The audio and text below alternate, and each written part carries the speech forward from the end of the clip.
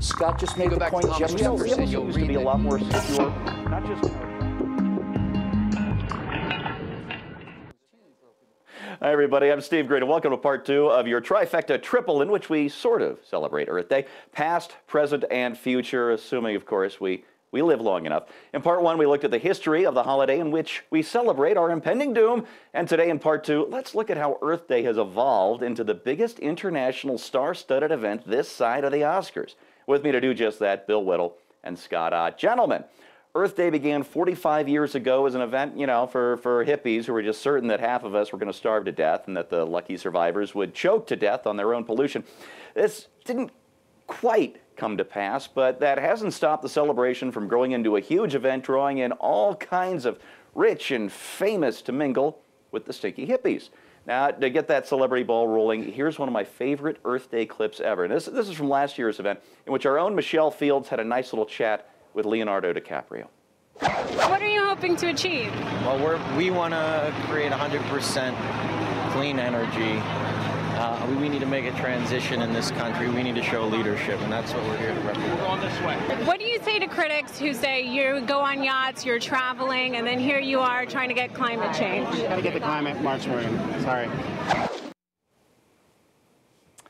Gosh, he always seems so nice on silver spoons. Bill, hypocrites on the left in Hollywood. Imagine. Say it isn't so.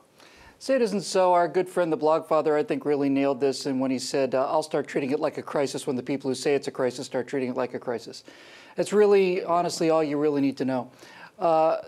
This whole thing is predicated on this sense of unearned moral superiority. That's kind of a tried and true thing you can always go for. You know, in criminal investigations, they always say if you don't know the answer, follow the money.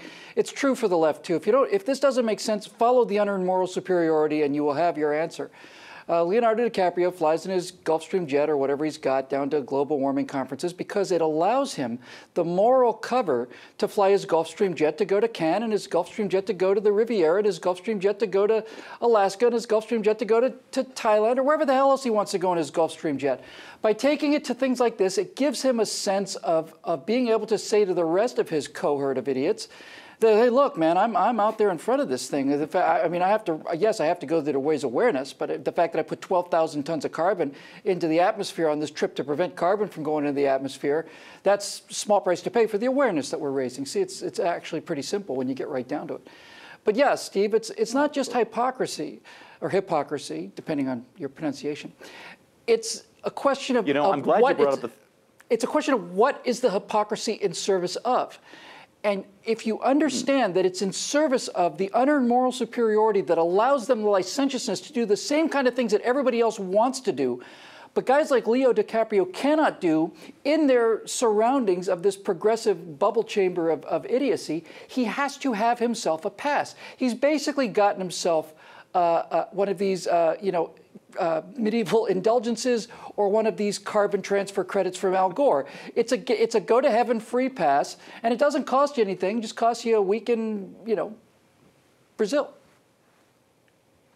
Oh, week in Brazil sounds lovely. Bill, I'm glad you brought up the moral pretensions. We're going to get to that here in just a minute. But first, one of the big celebrations this year was at Apple headquarters in Cupertino. Now, full disclosure, I am a very tiny shareholder and a user of several Apple devices, and I actually like that the company invests in solar and other alternative energy sources. But Apple CEO Tim Cook was on hand at this huge party, and the event included an outdoor concert by mega-selling artist Pharrell and scene dancing in the crowd.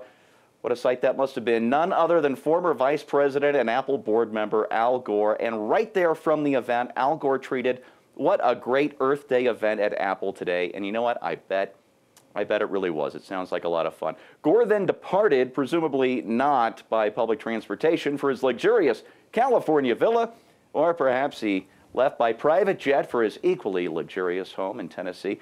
And folks, you're the first people in the world to see this. We are lucky enough to have gotten a hold of this image of Al Gore's carbon footprint.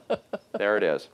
All right, Scott, you like to describe yourself as an old school Calvinist. What would you say to a jet-setting hypocrite like Al Gore, who's made himself rich selling indulgences to carbon sinners?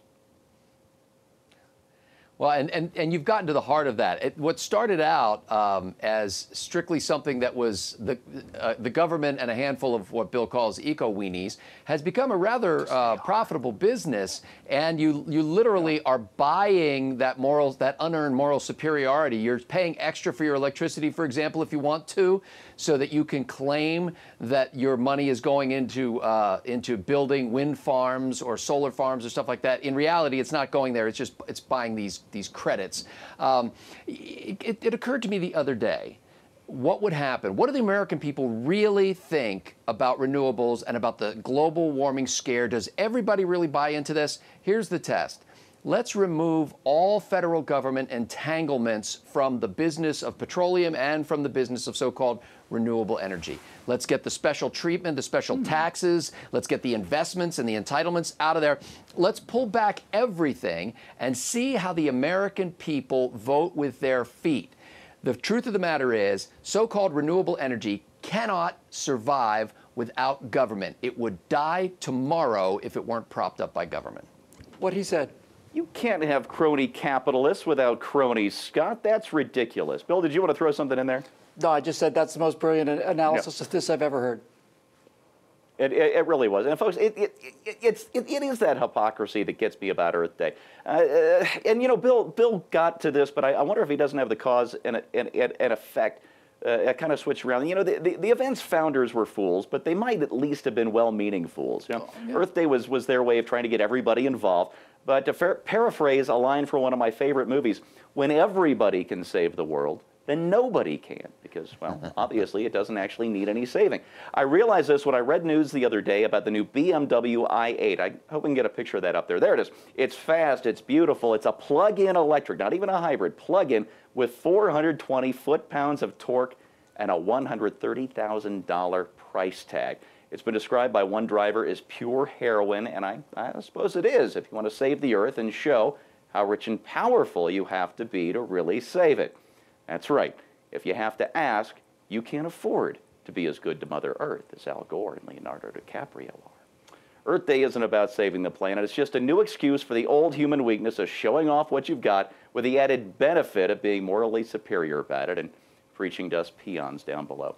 Now stay tuned for part 3, the future of Earth Day, specifically November 2016. That was for members only, though. So for Scott Ott and Bill Whittle, I'm Steve Green.